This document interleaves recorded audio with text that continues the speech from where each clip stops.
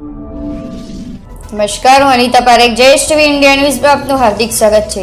સુરતમાં નિલેશ કુંભાણીનું ફોર્મ રદ થતાં હવે ભાજપ બિનહરીફ વિજેતા જાહેર થયા છે। તેમજ ભાજપના મુકેશ દલાલને જીતનું સત્તાવાર સર્ટિફિકેટ પ્રાપ્ત થયું। તેઓ સુરતથી લોકસભાના સાંસદ બન્યા છે અને મુખ્યમંત્રી ભૂપેન્દ્ર પટેલે પણ મુકેશ દલાલને શુભકામનાઓ પાઠવી છે। પ્રતિનિધિત્વની અધિનિયમ 1951ની કલમ 53ની પેટા કલમ 2 હેઠળ ચૂંટણીના પરિણામની જાહેરાત કરું છું।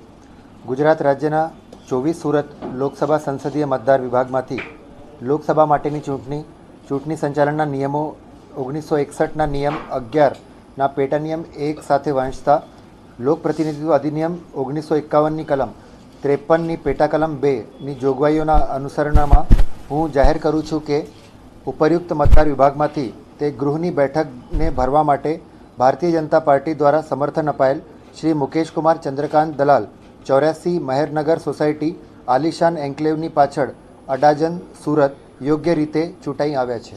લોકશાહી માર્ગે લોકતાંત્રિક ઢબે મારો વિજય થયો છે।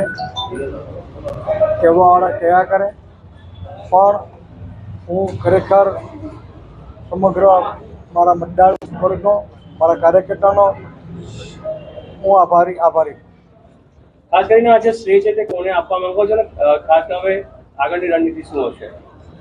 શ્રેય તો સ્વાભાવિક છે કે ભાઈ મારી પસંદગી થઈ, એમાં આભાર માન્યો છે અને અમારા કાર્યકર્તાઓએ જે સમગ્ર પ્રસંગ દરમિયાન જે મહેનત કરી છે તે સૌનો આભાર માનું છું।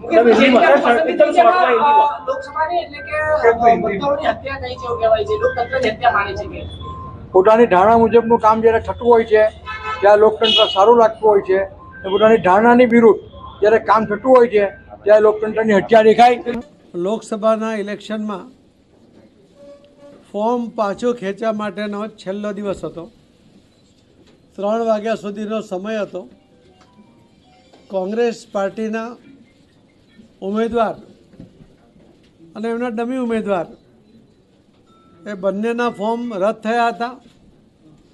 ત્યાર પછી ભારતીય જનતા પાર્ટીના ઉમેદવાર ભાઈ શ્રી મુકેશભાઈ દલાલ અને અન્ય 8 ઉમેદવારો હરીફાઈમાં હતા।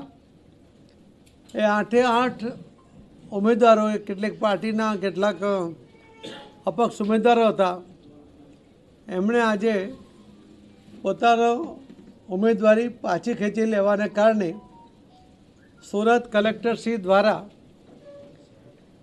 શ્રી મુકેશભાઈ દલાલ જે 24 સુરત લોકસભાના ઉમેદવાર હતા એમને બિનહરીફ ચૂંટાયેલા જાહેર કર્યા છે।